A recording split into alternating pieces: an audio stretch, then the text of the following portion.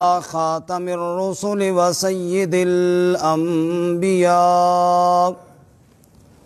وعلى آله وأصحابه الأتقياء. أما بعد فأعوذ بالله من الشيطان الرجيم. بسم الله الرحمن الرحيم. وعد الله الذين آمنوا منكم وعملوا الصالحات ليستخلفنهم في الأرض كما استخلف الذين من قبلهم وليمكنن لهم دينهم الذي ارتضى لهم وَلَيُبَدِّلَنَّهُمْ مِنْ بَعْدِ خَوْفِهِمْ أَمْنًا يَعْبُدُونَنِي لَا يُشْرِكُونَ بِي شَيْئًا وَمَنْ كَفَرَ بَعْدَ ذَلِكَ فَأُولَئِكَ هُمُ الْفَاسِقُونَ. وَأَقِيمُوا الصَّلَاةَ وَآتُوا الزَّكَاةَ وَأَطِيعُوا الرَّسُولَ لَعَلَّكُمْ تُرْحَمُونَ.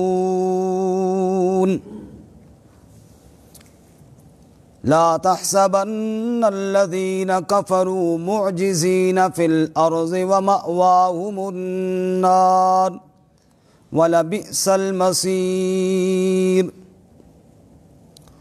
وعد اللہ الذین آمنوا منکم، وعدہ کیا اللہ نے ان لوگوں سے جو ایمان لائے تم میں سے، وعملوا الصالحات اور نیک اعمال کیے، لیستخلفنہم فی الارض کہ یقیناً ضرور خلافت دے گا ان کو زمین میں، کما استخلف الذین من قبلہم جیسا کہ خلیفہ بنایا ان لوگوں کو جو ان سے پہلے تھے، وَلَيُمَكِّنَنَّ لَهُمْ دِينَهُمْ اور ضرور مضبوطی دے گا ان کے لیے ان کے دین کو، الَّذِي ارْتَضَىٰ لَهُمْ جس کو پسند کیا ہے ان کے لیے، وَلَيُبَدِّلَنَّهُمْ مِنْ بَعْدِ خَوْفِهِمْ أَمْنًا اور ضرور بدل دے گا ان کو خوف کے بعد امن میں،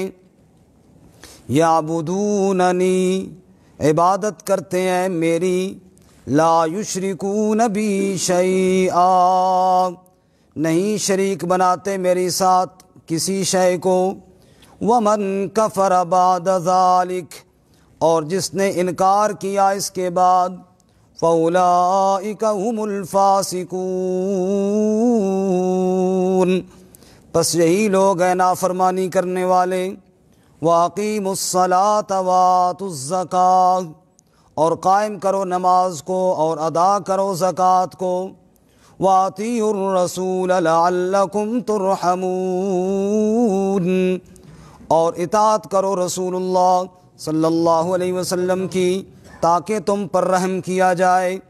لا تحسبن الذین کفروا معجزین فی الارض مت گمان کریں کافر لوگ کہ وہ عاجز کرنے والے ہیں زمین میں، ومأواہم النار اور ٹھکانہ ان کا آگ ہے، ولبئس المصیر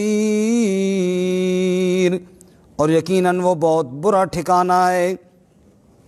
سبحان ربک رب العزت عما یصفون وسلام علی المرسلین والحمد للہ رب العالمین.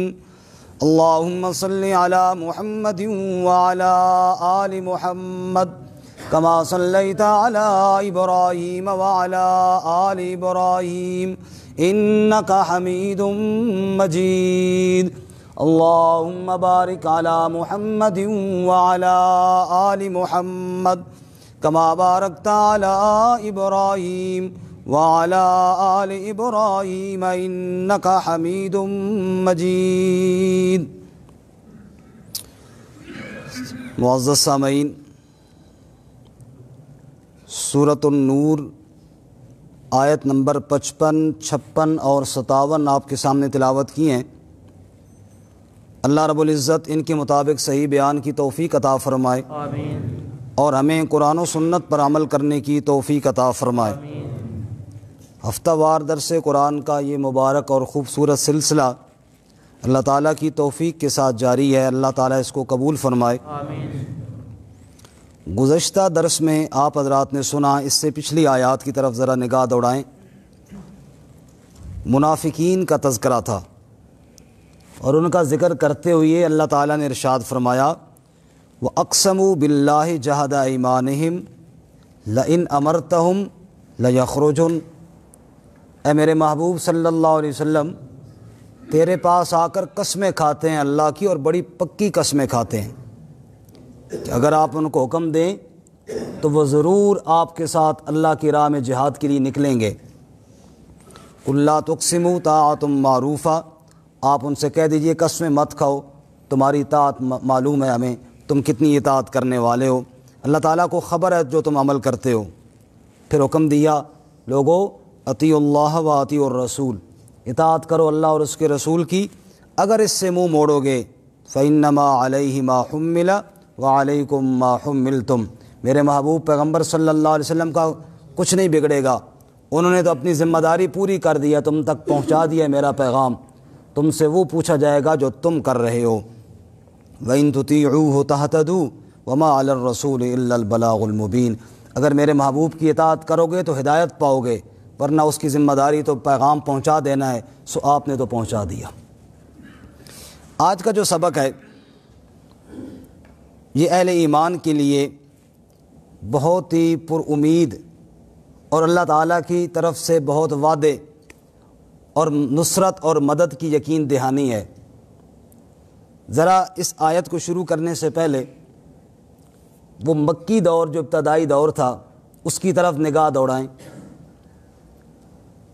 یہ پچھلے ساتھی تھوڑا سا اگر آگے آ جائیں نا تو وہ مجھے بھی آسانی سے دیکھیں گے اور میں بھی ان کو دیکھوں گا۔ یہ جمعہ صاحب، احسان صاحب، آپ تھوڑا سا جزاک اللہ، اللہ آپ کو جزائے خیر عطا فرمائے۔ بس اب ٹھیک ہو گیا نا جی۔ تو جو ابتدائی دور تھا وہ آپ حضرات جانتے ہیں کہ کس قدر مشکلات کا دور تھا۔ خود اللہ تعالیٰ اہل ایمان کو یاد کراتے ہیں کہ وقت یاد کرو تم ایسے خوف زدہ رہتے تھے ان یتخطفکم الناس، کہ لوگ تمہیں اچک کر لے جائیں گے۔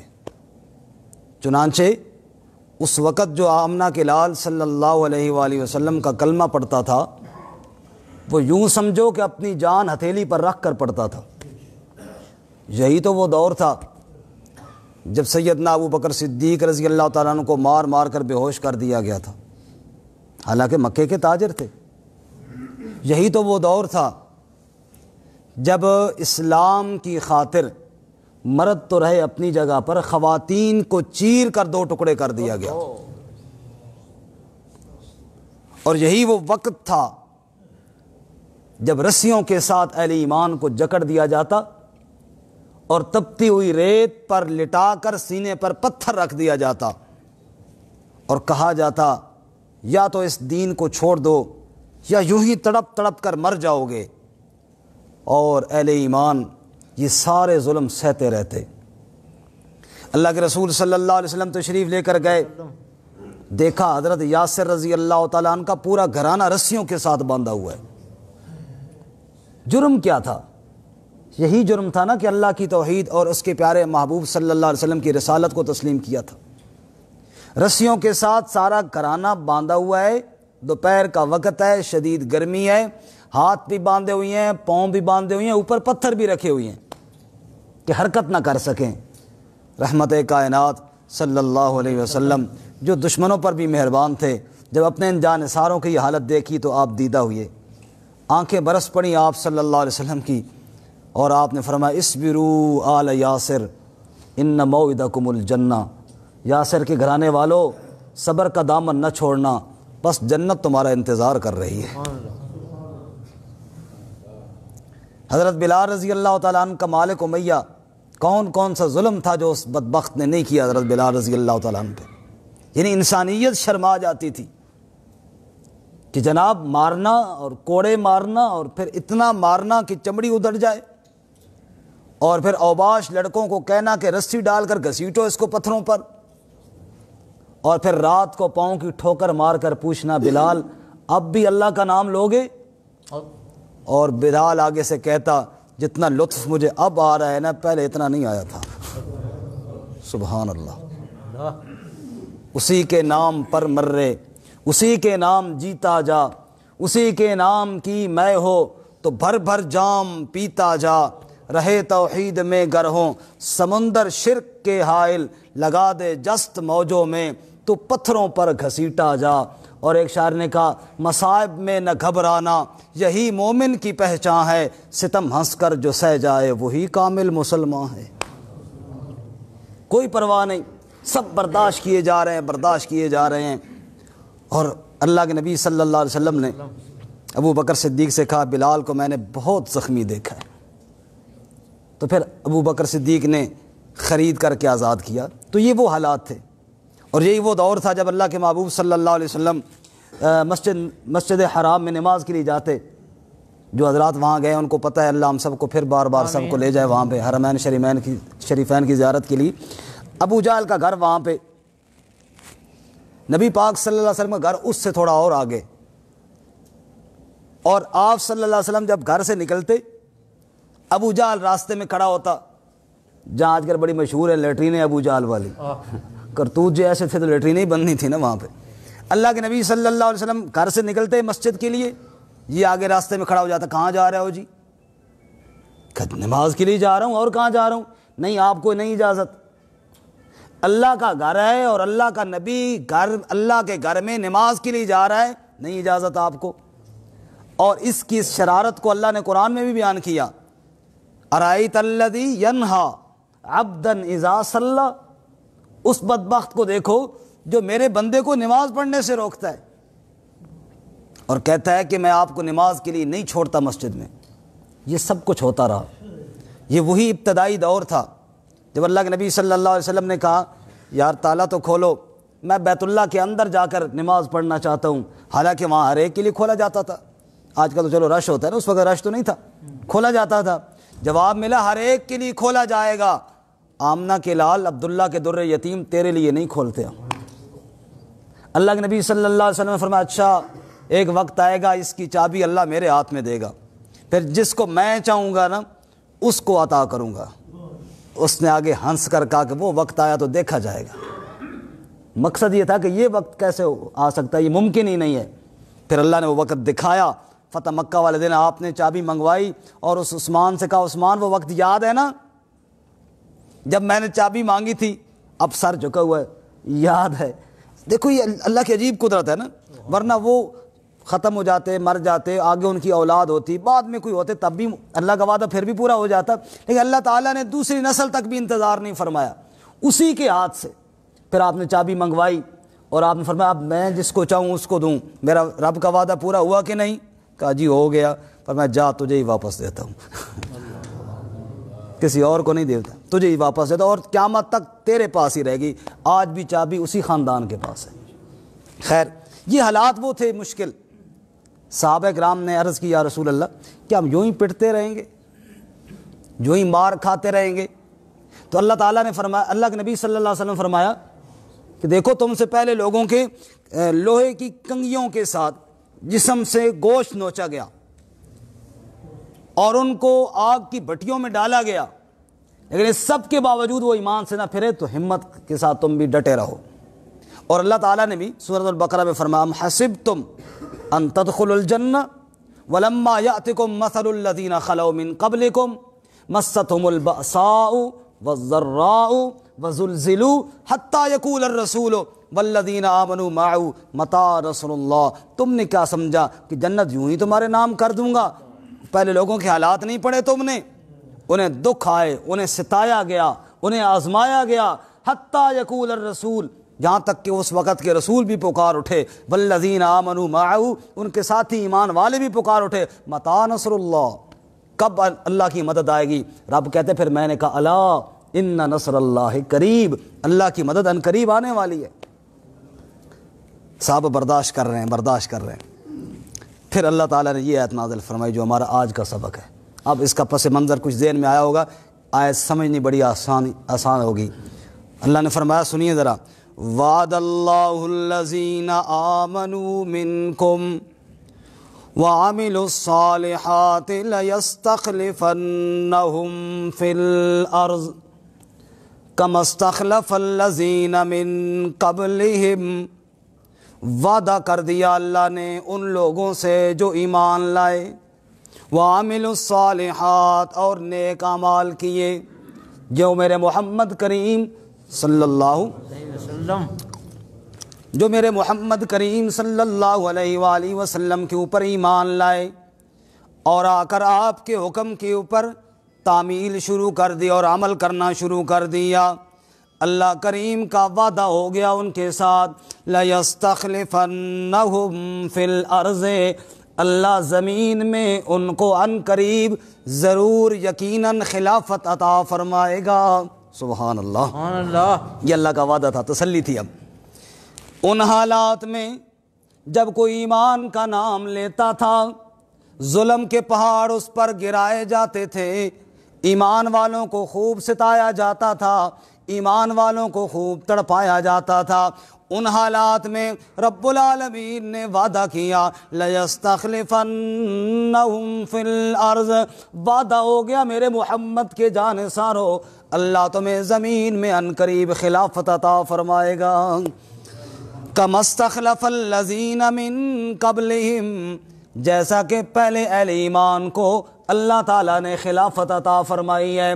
گویا کہ یہ تسلی والی آیت تھی کہ عن قریب یہ حالات ختم ہونے والے ہیں، رات ٹلنے والی ہے اور صبح کا اجالا پھوٹنے والا ہے۔ سبحان اللہ، سبحان اللہ۔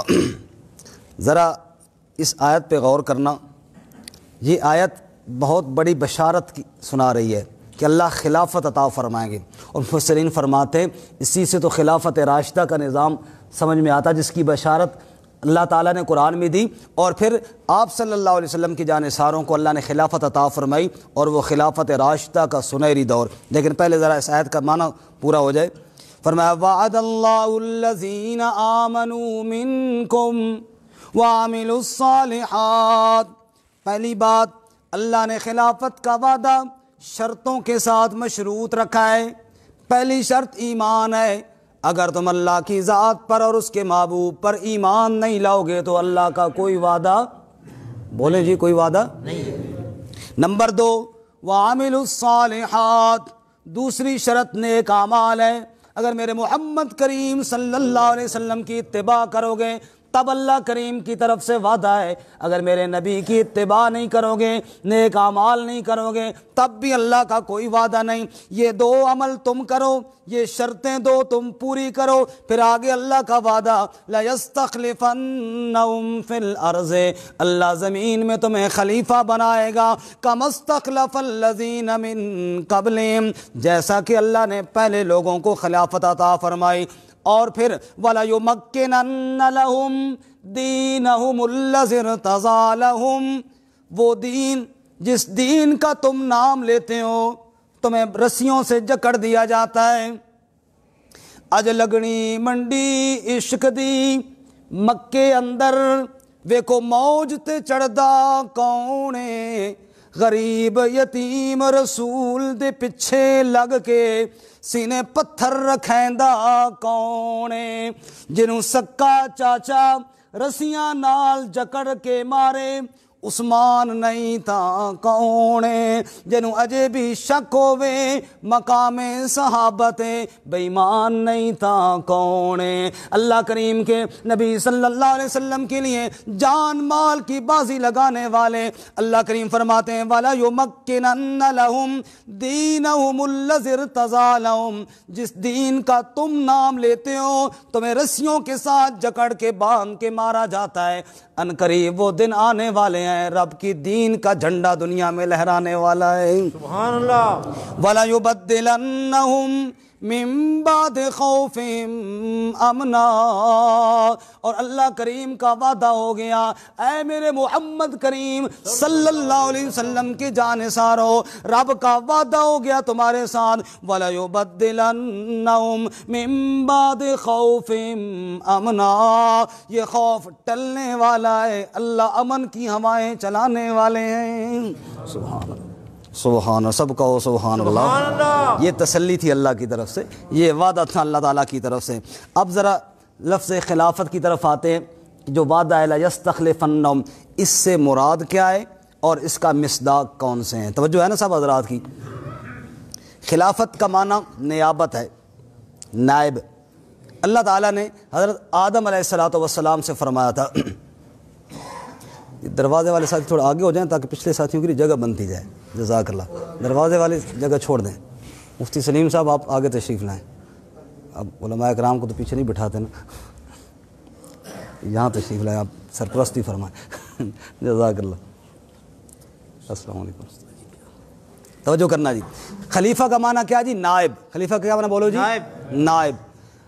اب اللہ تعالیٰ نے جب آدم علیہ السلام کو پیدا فرمایا تو وہاں یہ لفظ بولا، توجہ کرنا، پہلے سپارے میں کیا فرمایا؟ وَإِذْ قَالَ رَبُّكَ لِلْمَلَائِكَةِ إِنِّي جَاعِلٌ فِي الْأَرْضِ خَلِيفَةً، یہ لفظ آیا نا خلیفہ کا، سب کو سمجھ میں آ رہی؟ بولتے نہیں آج، پتہ نہیں پریشان ہے، حلوہ ملے گا انشاءاللہ آج بھی۔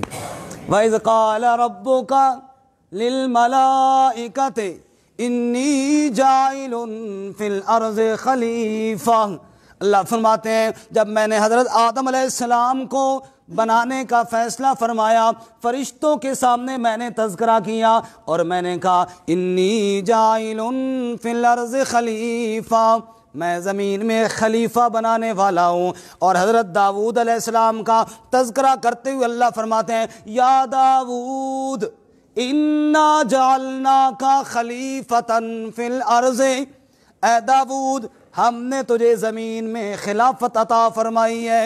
اب توجہ کرنا، آدم علیہ السلام کو بھی کہا خلیفہ بنانے والا ہوں، داؤد علیہ السلام کا ذکر کرتے ہوئے فرمایا کہ میں نے خلیفہ بنایا۔ کیا مطلب ہے؟ کس کا نائب اللہ نے بنایا؟ توجہ کرنا جی۔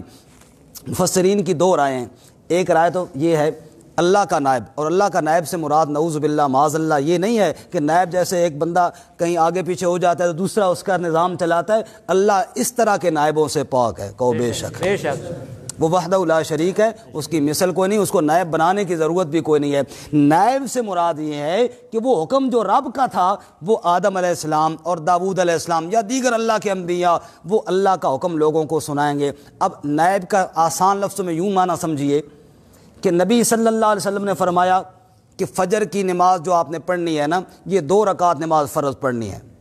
ہمیں اللہ تعالیٰ نے نہیں کہا، ہمیں کس نے کہا ہے؟ نبی صلی اللہ علیہ وسلم نے، عمل بھی کر کے دکھایا، فرمایا بھی ہے، لیکن ہم اس کو حکم کس کا سمجھتے ہیں؟ اللہ کا۔ یہ ہے نائب، حکم تو اللہ کا تھا لیکن پہنچایا اللہ کے رسول صلی اللہ علیہ وسلم نے، تو گویا کہ اللہ کا حکم پہنچانے میں کیا بن گئے جی؟ نائب بن گئے۔ ایک مطلب۔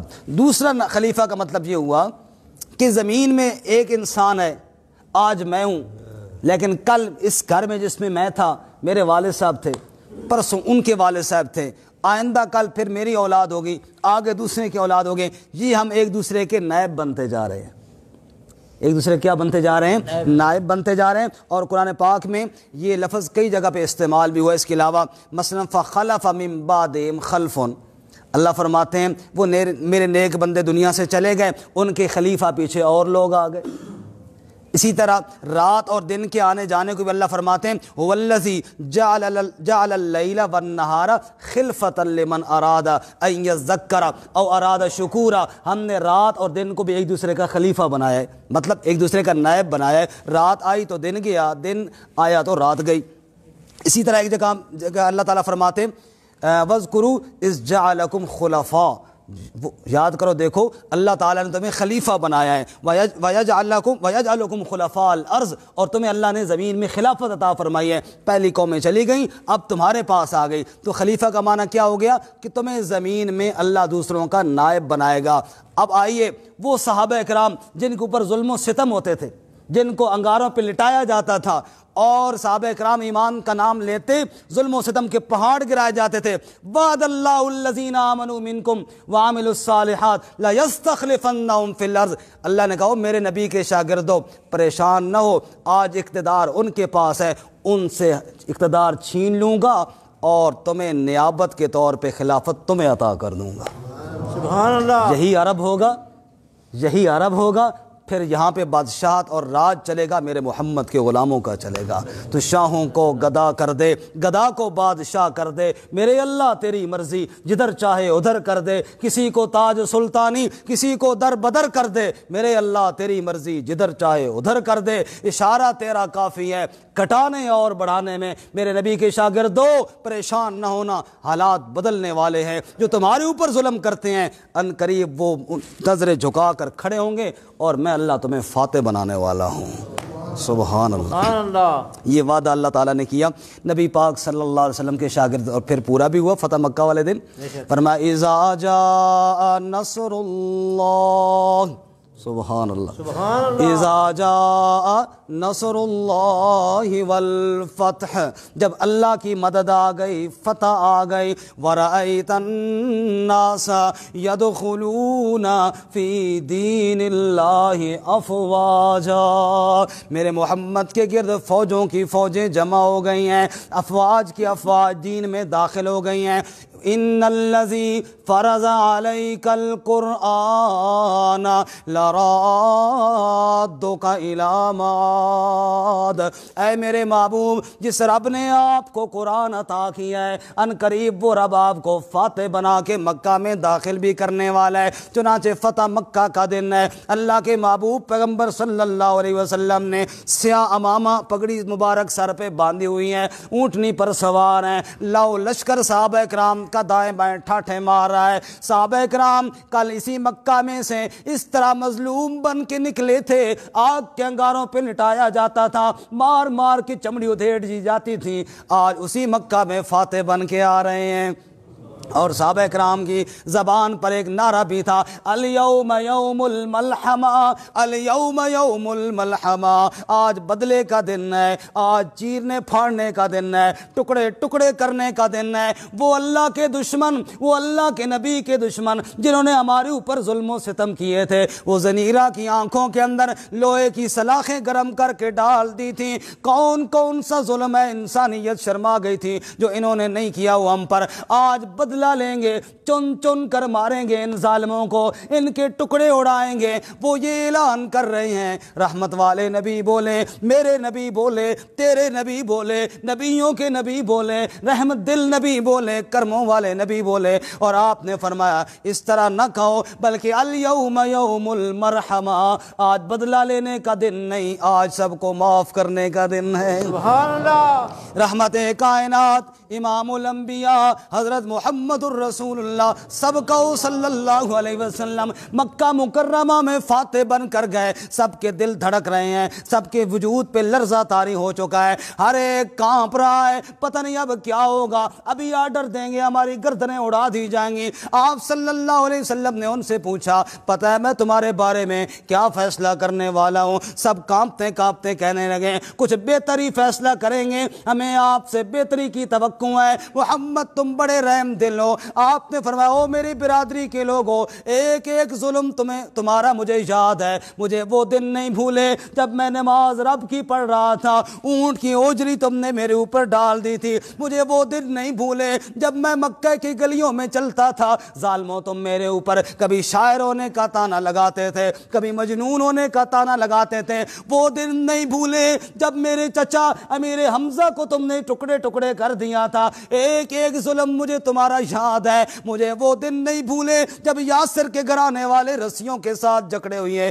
اور میں دیکھ کر روتا ہوا واپس آ جاتا تھا. مجھے وہ دن نہیں بھولے جب اپنے بلال کو آگ کے انگاروں پہ لیٹا ہوا دیکھتا تھا اور میں روتا ہوا واپس آ جاتا تھا. ایک ایک ظلم تمہارا مجھے یاد ہے. لیکن لا تثریب علیکم اليوم انتم الطلقاء، تم نے تو جو کرنا تھا وہ کر دیا. آج اگر میں بھی اسی طرح طرح کروں, پھر کیا پتہ لگے گا میں رحمت للعالمین ہوں. میں اپنے بھائی یوسف کی سنت کو زندہ کرتا ہوں اور اعلان کرتا ہوں, اے میرے برادری کے بھائیو جاؤ, میں محمد نے تم سب کو معاف کر دیا ہے.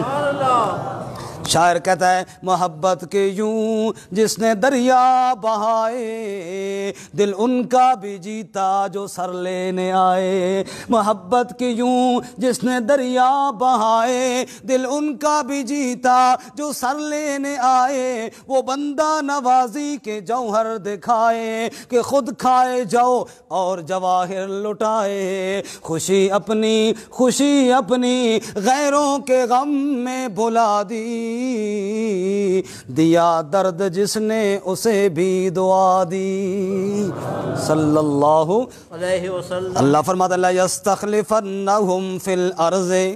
اے میرے نبی کے شاگردوں کیوں پریشان ہوتے ہو؟ ان قریب اللہ فتح دینے والے ہیں, حالات بدلنے والے ہیں. کما استخلف الذین من قبلہم, ایک وہ دور تھا جب دنیا کے اندر صرف قبیلے کا سردار ہوا کرتا تھا. پھر دنیا نے وہ دور دیکھا جب بادشاہ بننا شروع ہو گئے. ان میں ظالم بادشاہ بھی تھے, ان میں فرعون جیسے, نمرود جیسے ظالم بادشاہ بھی تھے جو کہنے لگے انا ربکم الاعلی, میں ہی سب سے بڑا نعوذ باللہ رب ہوں. یہاں ایسے ظالم بادشاہ بھی آئے. فرعون نے اعلان کیا اے میری قوم والو الیس لی ملک مصر وہذہ الانہار تجری من تحتی, یہ ملک مصر سارا میرا ہے, میں تنہا اس کا مالک ہوں, جو میں چاہوں فیصلہ کروں. کون سے رب سے مجھے موسیٰ ڈراتا ہے؟ میں کسی رب سے نعوذ باللہ نہیں ڈرتا. اس ظالم نے تخت کے نشے میں آ کر رب کا انکار کر دیا, تخت کے نشے میں آ کر خدائی کا دعویٰ کر بیٹھا وہ ظالم.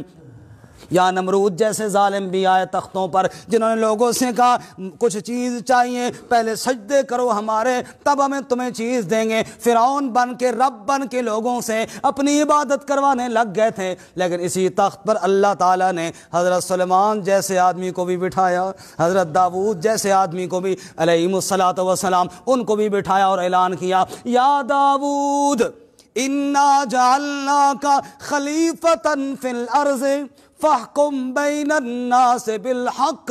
اے داؤد میں نے تجھے تخت اس لیے نہیں عطا کیا تاکہ تو دنیا والوں کے اوپر ظلم کرے, بلکہ تخت اس لیے عطا کیا ہے میرے بندوں کے درمیان انصاف کر دے. سبحان اللہ. میرے بندوں کے درمیان کیا کر دے؟ فاحکم بین الناس بالحق. شیخ سعدی فرماتے ہیں میں نے ایک بادشاہ کو دیکھا, فقیر کھڑے ہیں, لوگ حاجت مند کھڑے ہیں. پوچھا جی کدھر گئے بادشاہ سلامت؟ کہا جی نفل اندر پڑھ رہے ہیں. شیخ سعدی کہتے ہیں میں نے کہا اس سے کہو نفلیں تو رہنے دے, تجھے اللہ نے نفلوں کے لیے حکومت نہیں عطا کی, عدل کے لیے حکومت عطا کی ہے. کس کے لیے عطا کی ہے؟ عدل کر دوں لوگوں کے درمیان. انا جعلناک خلیفۃ فی الارض فاحکم بین الناس بالحق.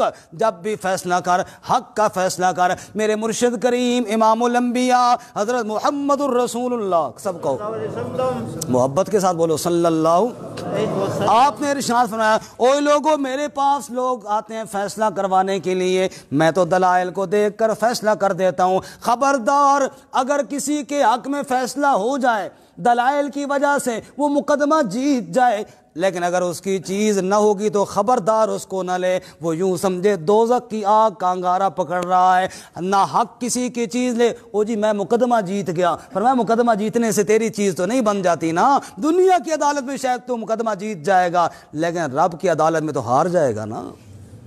اللہ, کسی دور میں مسلمانوں اور ہندوؤں کا جھگڑا ہو گیا زمین پر.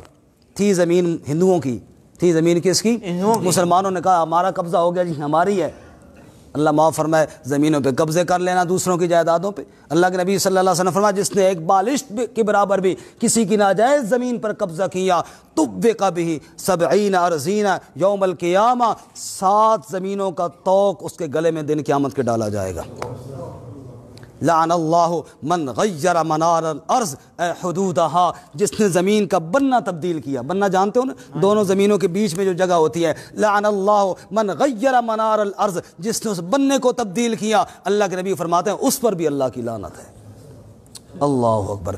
تو دوسروں کی زمین پہ قبضہ کر لینا, دوسروں کی جائیداد پہ قبضہ. ہندوؤں نے مسلمانوں کے ساتھ جھگڑا کیا, یہ زمین ہماری ہے, مسلمانوں نے کہا ہماری ہے، تھی ہندوؤں کی، اب جھگڑا ہوا، کوئی قاضی کو جج کو فیصلہ سمجھ میں نہ آئے، دلائل دونوں طرف سے سنتے سنتے ایک بزرگ مسلمان عالم تھے اور سچے علماء، اچھے تقوی والے لوگ، دشمن بھی جانتا ہے کہ یار یہ بات سچی کرتا ہے، ہندوؤں نے کہا اگر وہ عالم کہہ دینا، مسلمانوں کے عالم ہیں، کہ جگہ ہماری ہے تو ہم چھوڑ دیتے ہیں۔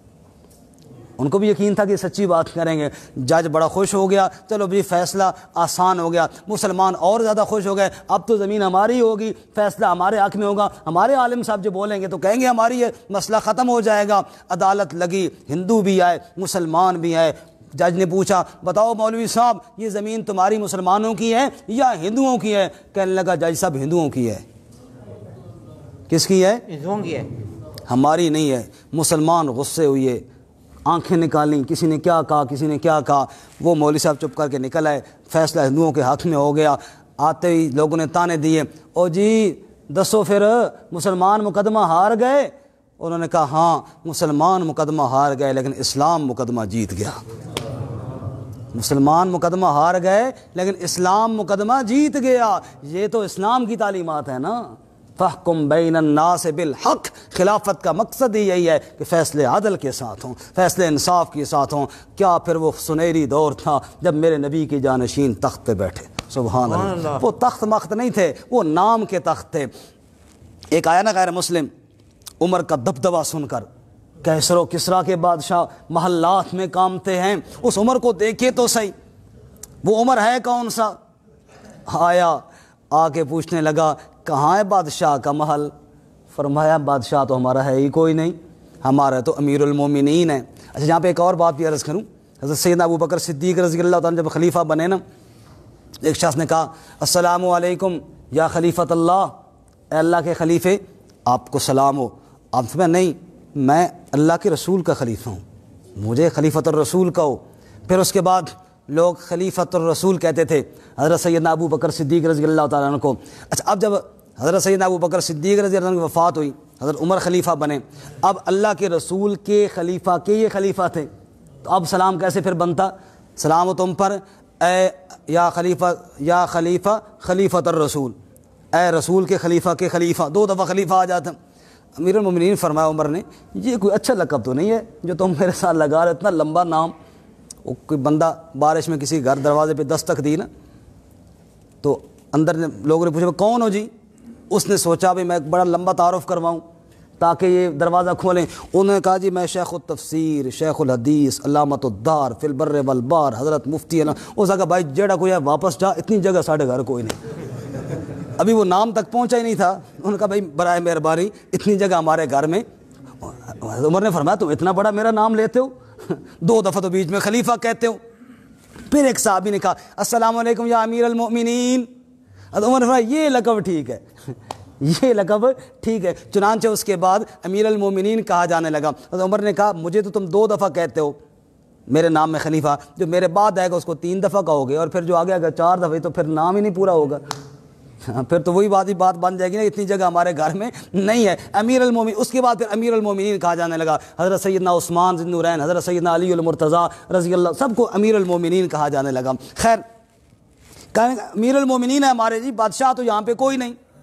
اچھا جی، اچھا ان کا جی محل کہاں ہے؟ کہا جی محل بھی کوئی نہیں، ان کا تو سادہ سا گھر ہے۔ اچھا جی گھر کہاں ہے؟ فرمایا وہ والا گھر ہے، ادھر نہ کوئی دربار ہے نہ کوئی رکاوٹ، جاؤ کیا ملاقات کرنی ہے، بات کرو۔ دستک دی، امیر المومنین کہاں ہیں؟ وہ گئے جی کھیت کو پانی لگانے کے لیے۔ اب وہ حیران ہوتا جا رہا ہے کہ میرے ساتھ مذاق ہو رہا ہے، عمر کے نام سے ہمارے محلات میں ہمارے بادشاہ کامتے ہیں، کھیت کو پانی لگانے گئے ہوئے ہیں۔ وہاں دیکھا امیر المومنین پانی لگا کے نا تھوڑے تھکے تو ایک درخت کے نیچے سوئے، زمین پر، ننگی زمین پر، جو بازو نیچے رکھ کے، اور آنکھ لگ گئی۔ آدھا جسم دھوپ پر تھا، سایہ تھوڑا آگے چل گیا تھا، آدھا سائے میں تھا، اور 22 لاکھ مربع میل پر اسلام کا جھنڈا لہرانے والا بڑے امن کے ساتھ ننگی زمین پر سکھ کی نیند سو رہا تھا۔ سبحان اللہ۔ وہ دیکھ کر اس کی آنکھوں میں آنسو ٹپک پڑے۔ اس نے کہا تو نے عمر عدل کیا، پھر رب نے تجھے امن دیا، پھر تو سکھ کی نیند سو گیا۔ لَيَسْتَخْلِفَنَّهُمْ فِي الْأَرْضِ كَمَا اسْتَخْلَفَ الَّذِينَ مِنْ قَبْلِهِمْ وَلَيُمَكِّنَنَّ لَهُمْ دِينَهُمُ الَّذِي ارْتَضَىٰ لَهُمْ، وہ دین جس کو رب نے تمہارے لیے پسند کیا ہے، پھر اس دین کا نظام چلے گا۔ اور اس دین کا نظام میرے بھائی یاد رکھ، یہ صرف نماز روزے کی حد تک نہیں، یہ پورا ایک نظام ہے جو اللہ تعالیٰ نے دیا تھا، پھر صحابہ اکرام نے نافذ کیا، خصوصاً خلفائے راشدین نے۔ یہاں پہ ایک چھوٹی سی بات عرض کر دوں کہ یہ وعدہ تو اللہ کا ہوگا، وَلَيُبَدِّلَنَّهُم مِّن بَعْدِ خَوْفِهِمْ أَمْنًا، امن آئے گا، امن بھی آیا، سارا کچھ ہوا۔ کہ پھر ایک یہاں پہ لفظ ہے، تھوڑا خلیفہ کی چونکہ بات ہوئی، ایک لفظ ہے خلیفہ اور ایک لفظ ہے امام۔ ایک لفظ کیا ہے؟ امام، اور ایک ہے لفظ خلیفہ۔ رسول اللہ صلی اللہ علیہ وسلم نے ارشاد فرمایا کہ میرے بعد خلفاء ہوں گے۔ بنی اسرائیل کے انبیاء سیاست کیا کرتے تھے، یعنی ان کا نظام وہی چلاتے، سیاست سے مراد یہی ہے کہ وہی سارا نظام چلاتے تھے، میرے بعد میرے خلفاء ہوں گے، وہ نظام چلائیں گے۔ اچھا، آپ کے خلفاء آئے، انہوں نے نظام چلایا۔ یہاں پہ سمجھنے کے لیے کسی پہ تان یا اعتراض کی بات نہیں ہوتی، صرف ہمارا درس یہی ہوتا ہے سمجھنے کے لیے۔ اہل سنت والجماعت اور اہل تشیع کے درمیان تھوڑا سا یہ اختلاف ہے کہ خلافت اور امامت میں، خلافت اور امامت میں اچھا فرق کیا ہے؟ اہل سنت کا نظریہ یہ ہے خلیفہ مشورے سے طے ہوتا ہے۔ خلیفہ کس طرح طے ہوتا ہے؟ ایک طریقہ یہ ہے کہ عوام خلیفہ کو طے کرے، اس کو بند کر دیں جی انشاءاللہ پکا دبا کے کہ نہیں ہو رہے میں نے دے دو، لیکن واپس نہ دے سا پھر میں۔ اچھا، پہلا طریقہ خلیفہ کا تو جو ہے سب کی میری طرف جی، میری طرف دیکھیں جی، انشاءاللہ بند کر لیں گے اب، کیونکہ اب پتہ ہے کہ ضبط ہو جائے گا۔ پہلا طریقہ خلافت کا کہ خلیفہ مسلمان آپس کے مشورے کے ساتھ طے کریں، جیسے سیدنا ابو بکر صدیق رضی اللہ تعالیٰ عنہ کو خلیفہ مقرر کیا گیا۔ دوسرا طریقہ خلافت کا کہ خلیفہ جو پہلا ہے وہ اپنا نائب مقرر کرے اور مسلمانوں کو کہے میں اس کو نائب مقرر کر رہا ہوں، اگر تمہاری رائے اس پر بنے تو قبول کرو، نہیں تو پھر دوبارہ مشورہ کرو، جیسا کہ حضرت سیدنا عمر فاروق رضی اللہ تعالیٰ عنہ، حضرت ابو بکر صدیق رضی اللہ تعالیٰ عنہ نے خود ہی منتخب فرمایا، صحابہ سے یہ کہہ دیا کہ میں عمر کو منتخب کر رہا ہوں، آگے آپ کی مرضی ہے، طے کر لیں۔ چنانچہ صحابہ کا اتفاق ہو گیا کہ نہیں ہمیں عمر رضی اللہ تعالیٰ عنہ پسند ہے، ٹھیک ہے۔ تیسرا طریقہ یہ تھا کہ خلیفہ کوئی کمیٹی بنائے اور کہے کہ یہ کمیٹی والے افراد جو ہیں یہ مل کر طے کریں، جیسے حضرت عمر رضی اللہ تعالیٰ عنہ نے 6 رکنی کمیٹی بنائی تھی اور اس نے حضرت عثمان رضی اللہ تعالیٰ عنہ کو چنا تھا۔ اور چوتھا طریقہ یہ ہے کہ خلیفہ کی جو شورا کی مجلس ہے اسی کے چند افراد مل کر ایک خلیفہ کو طے کر لیں، جیسے حضرت سیدنا علی المرتضیٰ رضی اللہ تعالیٰ عنہ کو خلافت کے لیے چنا گیا۔ یہ 4 طریقے ہیں خلافت کے جن پر اہل سنت والجماعت کا اجماع ہے اور اتفاق ہے کہ نبی پاک کے یہ 4 خلیفے برحق ہیں، کو بے شک۔ دوسرا جو امامت کا نظریہ ہے ان کا نظریہ یہ ہے کہ نہیں، خلیفہ اللہ کی خلیفہ نا امام وہ اللہ کی جانب سے منتخب ہوتا ہے، جیسا کہ نبی اللہ کی جانب سے ہوتا ہے۔ تو ہمارا یہ ایمان ہے ختم نبوت کے صدقے وہ سلسلہ ختم ہو گیا، آپ اللہ کے آخری نبی تھے، اس کے بعد اب امت نے رائے کے ذریعے مشورے کے ذریعے، جیسے سورہ شورا ہے نا اس میں فرمایا وَأَمْرُهُمْ شُورَىٰ بَيْنَهُمْ، آپس میں مشورے کے ساتھ یہ طے کرنے ہیں جی۔ دوسرا فرق یہ ہے خلافت اور امامت میں کہ خلافت میں یہ رشتہ داریاں نہیں چلتی کہ جناب پہلا خلیفہ دوسرا اس کا بیٹا ہی ہوگا، یہ والی بات خلافت میں نہیں چلتی۔ بھائی امت جس پر متفق ہوگی وہی خلیفہ بنے گا، جیسے کہ 4 خلفاء کوئی ایک دوسرے کے بیٹے نہیں تھے۔ بات سمجھ میں آ رہی ہے نا؟ سمجھ آ رہی ہے بات؟ اور امامت کے نظریے میں یہ ہے کہ پھر وہ آگے نسب میں چلتی ہے، نسب میں چلتی ہے، 12 امام پہ جا کے بات ختم ہو جاتی ہے، لیکن وہ سب نسب میں ایک دوسرے کے نسب میں چل رہے ہیں۔ بات سمجھ میں آ رہی ہے نا؟ جبکہ اہل سنت والجماعت کا عقیدہ کیا ہے کہ نسب میں خلافت نہیں چلتی بلکہ مسلمان آپس میں مشورے کے ساتھ طے کرتے ہیں۔ اور تیسرا بڑا فرق یہ ہے کہ خلیفہ معصوم نہیں ہے، معصوم صرف اللہ کے نبی ہیں، معصوم صرف اللہ کے انبیاء ہیں۔ خلیفہ جو مسلمانوں کے ہیں یہ خلفائے راشدین، ہم ان کی جوتوں کے خاک کے برابر بھی نہیں ہیں، لیکن معصوم نہیں ہیں، معصوم انبیاء علیہ الصلوۃ والتسلیمات کی ذات ہیں۔ اور امامت کے نظریے میں یہ ہے کہ امام معصوم ہوتے ہیں۔ اچھا اب دیکھیں جی، میں آسان لفظ میں ذرا عرض کروں، یہ جو خلفائے راشدین تھے یہ ایک فیصلہ کرتے اور اس فیصلے کو ایک عام مسلمان بھی چیلنج کر سکتا تھا. یہ ہے خلافت کا نظام. مثلا حضرت عمر رضی اللہ تعالیٰ نے اعلان کیا، لوگوں سنو، آج کے بعد جو نکاح کے ٹائم حق مہر مقرر کرتے ہیں نا، 10 درہم سے زیادہ نہیں ہونا چاہیے. اگر زیادہ کسی نے دیا نا تو وہ اضافی مال لے کر بیت المال میں جمع کر دیا جائے گا. لوگ مہر مقرر کر دیتے ہیں بہت زیادہ اور دیتے نہیں ہیں، اور یہ بات حضرت عمر نے بالکل ٹھیک فرمائی تھی. بے شک آج بھی ایسی ہے، مہر جناب لاکھوں میں مقرر کر دیا اور دیا کوئی نہیں، زندگی گزر جاتی، بچے بھی ہو جاتے ہیں، بچوں کے بچے بھی ہو جاتے ہیں، مہر دیا کوئی نہیں. اور پھر جناب بیوی سے معافیاں مانگ رہے ہوتے ہیں، معاف کر چھوڑے یہ کہ صدقے جامع تیرے تو بھی قربان ہی جامع، وہ جتی لال ہے کسی شرم نہیں آتی کہ تم مہر نہیں دے سکتا تھا، نکاح کیوں کیا؟ سمجھ آئی؟ اس وقت کیوں؟ اس وقت تو شوق میں تھا جناب لکھو جی ہون دیو جی، سمجھ آئی؟ لکھوایا نے تو ہون دیو، ہون بیوی سے مہر معاف کروا رہا ہو، صدقے جاؤں تیرے، قربان جاؤں. تو یہ طریقہ ٹھیک نہیں ہے. اور اس دن ایک جگہ پہ نکاح پہ ہم گئے تو تھوڑا جھگڑا ہوا. جھگڑا اکثر تو یا مہر پہ ہوتا ہے یا مولوی کی فیس پہ ہوتا ہے. باقی شادی حال میں جتنا مرضی خرچہ ہو جائے کوئی جھگڑا نہیں ہے، کھانے پینے پہ جتنی ڈشیں ہو جائیں کوئی مسئلہ نہیں ہے. کیوں جی مفتی صاحب؟ مفتی صاحب نے کہنا بالکل گل ٹھیک ہے، مولوی نہ ہونا اسی طرح ہی جھگڑا ہونا، مولوی دی فیس نہ لے، بے شک دیکھ لو تسی. سمجھ آئی؟ جناب کافی جھگڑا ہویا. میں کہ گل سنو، میری فیس وچ پاؤ تو گزارا چلنا ہے، اگر اے چلنا ہے تو اے لے لو، کچھ نہ کچھ نظام چلاؤ، جھگڑا نہ کرو. اللہ کے بندے مہر پہ جھگڑا، تو مہر پہ جھگڑا. تو عمر رضی اللہ تعالیٰ نے قانون بیان کیا 10 درہم سے زیادہ مہر نہیں ہونا چاہیے. ایک عورت کھڑی ہوئی اور عورت نے کہا امیر المومنین آپ کا یہ فیصلہ ہم نہیں مانتے. کیوں نہیں مانتے؟ کہ قرآن میں پڑھیے اللہ فرماتے ہیں وَآتَيْتُمْ إِحْدَاهُنَّ قِنْطَارًا فَلَا تَأْخُذُوا مِنْهُ شَيْئًا. او لوگو اگر مہر میں تم نے بیوی کو بہت بڑا خزانہ بھی دیا ہو اس میں سے کچھ نہ لو. اللہ تو امیر المومنین خزانے کی بات کرتا ہے اور آپ 10 درہم سے زیادہ دینے کی اجازت ہی نہیں دیتے. ہم نہیں مانتے آپ کا یہ قانون. یہ ہے خلیفہ کے فیصلے کو چیلنج، جو ایک مرد نے بھی نہیں ایک عام عورت نے کر دیا، بڑے مجمع میں کر دیا. امیر المومنین ہنس پڑے اور فرمان لگے رحم کرے اللہ اس امت پر جس کے اندر مرد تو رہے مرد. عورتیں بھی قرآن کو جانتی ہیں اور عمر کی غلطیوں کو نکال کر درست کر دیتی ہیں. فرمان لگے ٹھیک ہے میں اپنا قانون واپس لیتا ہوں. بات ہی ختم ہو گئی.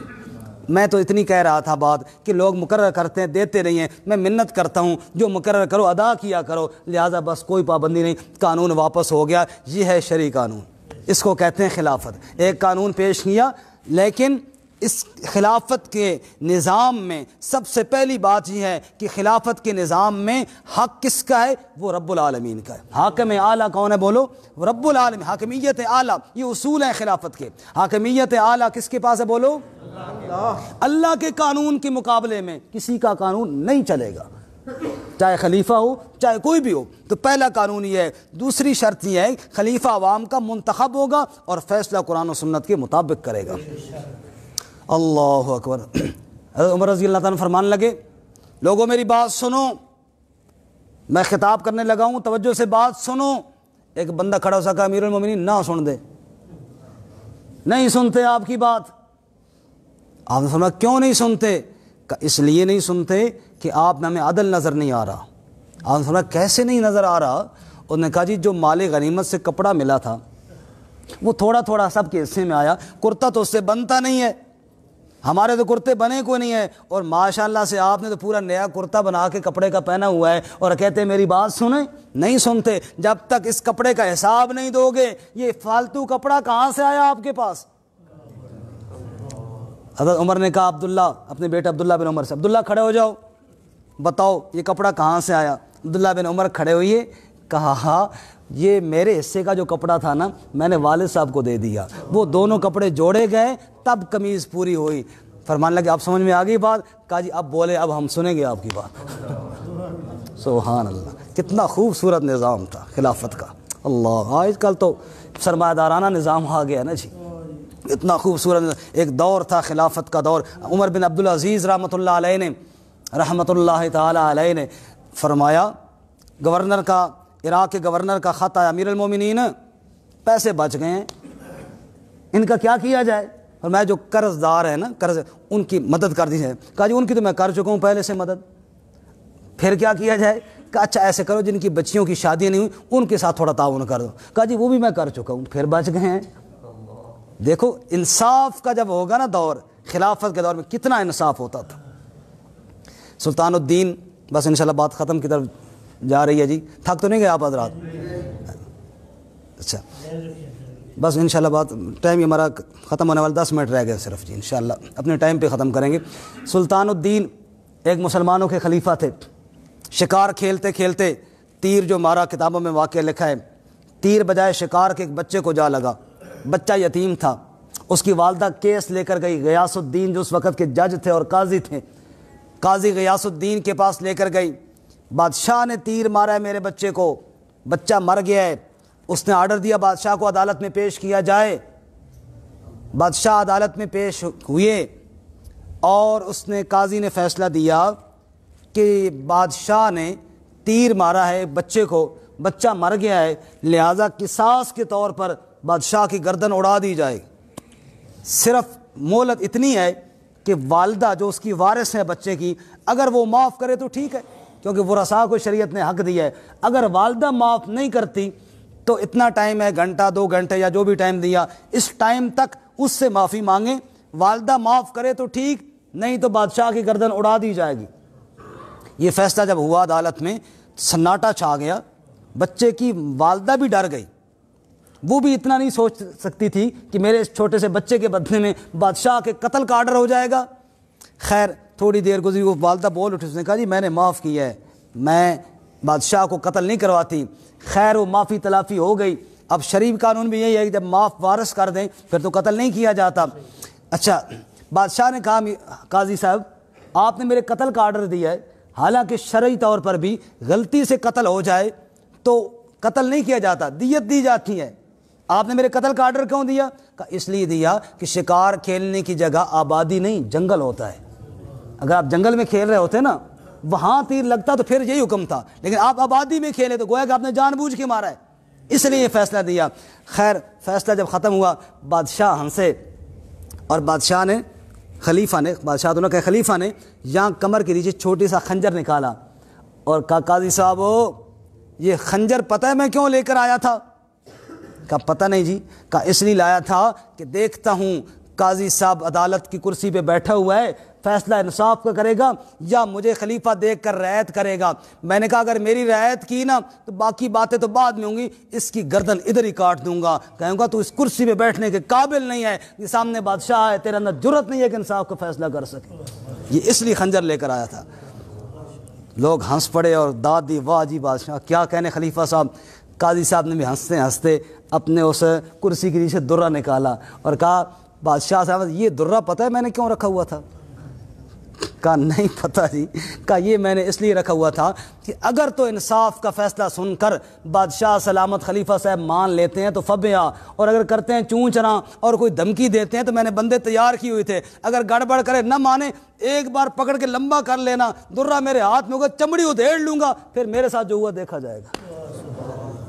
یہ ہے نظام خلافت، یہ ہے نظام خلافت، جہاں ایک عام آدمی بھی امیر المومنین کے سامنے کتنی جرت کے ساتھ بات کر سکتا ہے۔ ایک بڑھیا عمر کا ہاتھ پکڑتی ہے، عمر آؤ تیرے ساتھ کام ہے، عمر جا کے بیٹھ کے بات سنو، لشکر کھڑا ہوا ہے، نہیں بیٹھ جاؤ، بیٹھ جاتے ہیں اور پتھر پر بیٹھ کے اس کی بات سنتے ہیں۔ لوگ پوچھتے ہیں امیر المومنین یہ بڑھیا کون تھی جس کو اتنا بھی احساس نہ ہوا؟ کہ یہ خولہ تھی جس کے بارے میں رب قرآن میں کہتا ہے قد سمع اللہ قول التی تجادلک فی زوجہا، رب کہتا ہے میں نے اس کی بات کو سن لیا۔ فرمایا او لوگو جس کی بات اللہ عرش پر سنے، عمر کون ہوتا ہے اس کی بات نہ سننے والا؟ جزاک اللہ خیر۔ اس کی بات عمر کون ہوتا ہے ٹالنے والا؟ فرمایا میں سنوں گا۔ امیر المومنین تو ایسے ہوتے، خلیفۃ المسلمین تو ایسے ہوتے تھے۔ اور رہا دور سیدنا علی المرتضیٰ رضی اللہ تعالیٰ عنہ کا، وہ تو وَأَقْضَاهُمْ علی، سب سے بڑے فیصلہ کرنے والے علی۔ اچھا بڑے دلچسپ فیصلے بھی ہیں، بس وقت نہیں ہے، ایک لطیفے کا لطیفہ بھی ہے اور حضرت علی کی ذہانت بھی سنیے۔ ہاں جب ہر آدمی کی رسائی ہوتی ہے نا، سارے بندے سلجھے ہوئے بھی نہیں ہوتے، بعض بندے الجھے ہوئے بھی ہوتے ہیں۔ الجھی ہوئی سمجھتے ہو نا، ڈور الجھ جاتی ہے، پتہ ہی نہیں چلتا سرا کہاں پہ ہے اس کا۔ بعض بندے بادشاہ خلیفہ کے پاس جب ہر بندہ جا سکے، کوئی سلجھا ہوا ہوتا ہے، کوئی الجھا ہوا ہوتا ہے، کوئی ادھر ادھر کی بھی مارتا ہے۔ حضرت علی رضی اللہ تعالیٰ کے پاس ایک بندہ گیا، دوسرے بندے کو پکڑ کے امیر المومنین فیصلہ کیجئے، اس نے بڑی زیادتی کی ہے، حد قذف لگتی ہے اس پر۔ حد قذف آپ جانتے ہیں نا، کسی کی بےزتی تہمت لگائی جائے 80 کوڑے، ہم سورۃ النور کے شروع میں پڑھ چکے ہیں۔ کہا کس پہ تہمت لگائی ہے؟ کہا جی اس نے خواب میں میری والدہ پر تہمت لگائی ہے۔ کہا کیسے لگائی ہے؟ بولے بھائی، آپ تو سارے خواب میں نہیں چلے گئے نا۔ اس نے خواب میں خواب دیکھ رہا تھا کہ میری والدہ کے اوپر یہ تہمت لگا رہا تھا، لہذا اس کو 80 دورے کی سزا دی جائے۔ اب سارے ہنس پڑے یہ بات سن کر، تو بھائی اس کا کیا فائدہ، خواب میں تہمت لگائی، کوئی سامنے تو نہیں لگائی۔ اور سب کے ذہن میں یہ تھا کہ امیر المومنین آگے یہی کہیں گے یار یہ بھی کوئی بات ہے کرنے والی۔ تو حضرت علی نے فرمایا ٹھیک ہے، اس کو سزا دیتے ہیں نا جی۔ فرمایا تو نے خواب میں اس کی والدہ پہ تہمت لگائی ہے، 80 دورے تو تیرے بنتے ہیں۔ فرمان لگے اس کو دھوپ میں کھڑا کرو، جہاں اس کا سایہ پڑ رہا ہے اوپر 80 دورے مار دو۔ اس کے سائے پر کیا کرو، 80 دورے مار دو۔ ہوں خوش ہیں کہ پھر خواب آئیے تو پھر دسیں۔ لوگ حیران رہ گئے، فیصلہ اس نے کیسا پوچھا تھا، علی کے علم پر بھی قربان دیں، جواب بھی لاجواب دیا تھا علی نے۔ سبحان اللہ۔ اللہ فرماتے ہیں میں نے وعدہ کیا وَلَيُبَدِّلَنَّهُمْ مِن بَعْدِ خَوْفِهِمْ أَمْنًا، خوف کے بعد امن تجھے ضرور دوں گا۔ اے میرے نبی کے غلاموں، یہ کیوں وعدے ہیں؟ توجہ کرنا، بس ترجمہ ہو جائے پھر بات ختم کرتے ہیں۔ اللہ فرماتے ہیں اے میرے نبی کے غلاموں، ان قریب ایک دور آنے والا ہے، میں اللہ کریم تمہیں زمین کے اندر حکومت دوں گا، زمین کے اندر مضبوطی عطا کروں گا، دین قائم رہ جائے گا، خوف ختم ہو جائے گا۔ کیوں یہ سارے وعدے؟ فرمایا یعبدوننی لا یشرکون بی شیئا، یہ سارے وعدے اس لیے ہیں وہ میری عبادت کرتے ہیں، میرے ساتھ کسی کو شریک نہیں بناتے، میرے ساتھ کسی کو شریک نہیں بناتے۔ بیت اللہ کا طواف کر رہے ہیں، امیر المومنین عمر فاروق رضی اللہ تعالیٰ عنہ حجر اسود کو بوسہ دے کر کیا خوبصورت جملہ عمر نے فرمایا، واللہ اعلم انک حجر لا تنفع ولا تضر، اللہ کی قسم میں جانتا ہوں تو ایک پتھر ہے، نہ مجھے نفع دے سکتا ہے نہ مجھے نقصان دے سکتا ہے۔ لولا رأیت رسول اللہ صلی اللہ علیہ وسلم یقبلک ما قبلتک، اگر اللہ کے محبوب تجھے بوسہ نہ دیتے، عمر تجھے کبھی بوسہ نہ دیتا۔ میں اپنے محبوب کی سنت سمجھ کے بوسہ دے رہا ہوں، نفع نقصان کا مالک پتھر نہیں اللہ کی ذات ہے۔ فرمایا یعبدوننی لا یشرکون بی شیئا، میری عبادت کرتے ہیں، میرے ساتھ کسی کو شریک نہیں بناتے۔ ومن کفر بعد ذالک، اور جس کسی نے کفر کیا اس کے بعد، فاولئک هم الفاسقون، یہی لوگ فاسق اور نافرمان ہیں۔ وَأَقِیمُوا الصَّلَاةَ، فرمایا نماز قائم کرو، وَآتُوا الزَّکَاةَ، اور زکوٰۃ ادا کرو، وَأَطِیعُوا الرَّسُولَ لَعَلَّکُمْ تُرْحَمُونَ، اور میرے محمد کریم صلی اللہ علیہ وسلم کے نقش قدم پر چلو، میرے نبی کی اطاعت کرو تاکہ تم پر رحم کیا جائے۔ اور سورۃ الحج میں اللہ نے فرمایا الذین ان مکناہم فی الارض اقاموا الصلاۃ وآتوا الزکاۃ وامروا بالمعروف ونہوا عن المنکر، جن کو میں نے خلافت دی، فرمایا وہ انہوں نے نماز قائم کی، زکوٰۃ کا نظام بنایا، امر بالمعروف اور نہی عن المنکر کو رواج دیا، نیکیوں کو پھیلایا، برائی کو منع کیا۔ فرمایا اسی کے اندر کامیابی ہے، لعلکم ترحمون، تاکہ تمہارے اوپر رحم کیا جائے۔ اگر رب کا رحم چاہتے ہو میرے محمد کی اتباع کرو صلی اللہ علیہ وسلم۔ پیر نصیر الدین صاحب نے کیا فرمایا؟ فرمایا عالم ہے جہول کیوں بنتا ہے، فاضل ہے فضول کیوں بنتا ہے، اپنے اوپر تازہ شریعت مت اتار، امتی بن رسول کیوں بنتا ہے۔ میرے نبی کی اطاعت کرو، میرے نبی کے پیچھے پیچھے رہو تاکہ تم پر رحم کیا۔ اور رہے وہ کافر جنہوں نے میرے نبی کا انکار کیا، لا تحسبن الذین کفروا معجزین فی الارض، ایمان والوں کے ساتھ تو خلافت کا وعدہ، کافروں کے ساتھ عذاب کا وعدہ۔ فرمایا مت سمجھیں کافر معجزین فی الارض، وہ رب کو زمین میں عاجز کر لیں گے۔ اگر کافروں کے پاس بڑے اسباب آ گئے، اللہ کی قدرت کا کوئی مقابلہ چھوٹا سا وائرس آیا جناب، سارے نہیں ڈر گئے؟ اللہ تعالیٰ کی قدرت کا کون مقابلہ کر سکتا ہے؟ مچھروں سے ڈرتے رہے، ڈینگی سے ڈر نہیں رہتے، مچھروں سے۔ اللہ کی قدرت کا کون مقابلہ کر سکتا ہے؟ فرمایا مت سمجھیں معجزین فی الارض کہ رب کو عاجز کر لیں گے، نا نا، اللہ کو کوئی عاجز نہیں کر سکتا۔ سورۃ الرحمن میں فرمایا ان استطعتم ان تنفذوا من اقطار السماوات والارض فانفذوا، اگر ہمت ہے تو میری زمین کے اوپر سے ہٹ جاؤ، میرے آسمان کے نیچے سے نکل جاؤ، کہیں اور چلے جاؤ۔ فرمایا نہیں جا سکتے ہو۔ تو فرمایا رب کو کوئی عاجز نہیں کر سکتا۔ جس نے میرا انکار کیا اور کفر کیا اور میرے محمد صلی اللہ علیہ وسلم کا انکار کیا اور کفر کیا، فرمایا وَمَأْوَاهُمُ النَّارُ، ان کا ٹھکانہ آگ ہے، وَلَبِئْسَ الْمَصِيرُ، اور یہ بہت برا ٹھکانہ ہے۔ سارے درس کا خلاصہ یہ نکلا، اہل ایمان سے اللہ نے وعدہ کیا دو کام تم کرو، ایک ایمان اور ایک نیک اعمال۔ اللہ ہمیں بھی توفیق عطا فرمائے۔ دنیا میں تمہیں اللہ عزت دے گا، آخرت کی عزتیں تو ہیں ہی ہیں نا، فرمایا دنیا میں بھی تمہیں عزت دے گا۔ کافر شکست کھائیں گے، وہ تمہارے سامنے مغلوب ہو کر آئیں گے، تمہیں اللہ غلبہ عطا فرمائے گا اور امن دے گا، بد امنیاں ختم ہوگی، بے چینیاں ختم ہوگی جب تم میری ہی عبادت کرو گے، شرک نہیں کرو گے، نماز قائم کرو گے، زکوٰۃ ادا کرو گے، میرے محمد کریم صلی اللہ علیہ وسلم کے نقش قدم پر چلو گے، پھر تم میرے رحم کے حقدار ٹھہرو گے، اور جنہوں نے کفر کیا وہ میرے عذاب سے بچ نہیں سکتے۔ اللہ تعالیٰ ہمیں ایمان نصیب فرمائے، مرتے دم تک ایمان پر پختگی نصیب فرمائے، اللہ ہمیں کفر سے محفوظ فرمائے۔ وآخر دعوانا ان الحمد للہ رب العالمین، آمین۔